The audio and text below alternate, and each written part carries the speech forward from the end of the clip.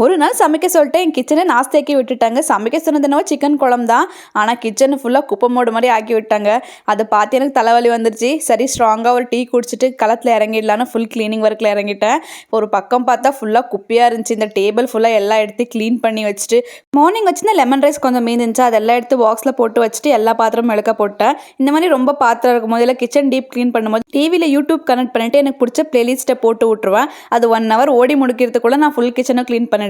ஒரு chicken gravy வைக்க சொன்னது குத்தமான்ற மாதிரி என் தங்கச்சி அந்த மசாலாலாம் மிக்ஸி ஃபுல்லாக அடித்து வெளியே வந்து கிச்சனே ஒரு நாஸ்தியாக்கி வச்சுட்டான். அது பண்ணதே அவளுக்கு ஒரு பெரிய சாதனை பண்ண மாதிரி. அதுக்கப்புறம் இந்த கிச்சனை க்ளீன் பண்ண நான் பட்ட பாடு இருக்கே. 1 hour மேலே ஏனமே விளக்கிருக்கேன். நாம தான் செஃப் ஆச்சு, பார்த்த உடனே கண்டுபிடிச்சிட்டு சிக்கன் கபாபில் மசாலா கம்மியாக இருக்குன்னு ஸோ மசாலாலாம் கொஞ்சம் ஆட் பண்ணிட்டு அது பட்டி டிங்கரிங்லாம் பண்ணிவிட்டு சூப்பராக ஃப்ரை பண்ணி எடுத்து வச்சிட்டேன். ஹஸ்பண்ட் சாப்பிட வந்தோடனே எல்லாரும் உட்காந்து ஜாலியாக சாப்பிட்டோம். நேற்று வாங்கின அந்த வாழை ஒன்று மீந்துச்சா ஸோ அதனால் ஹஸ்பண்டுக்கு எனக்கு வாழை விருந்து போட்டு முடிச்சிட்டேன். இந்த டே இப்படி தான் போச்சு. உங்களுக்கு எப்படி போச்சு?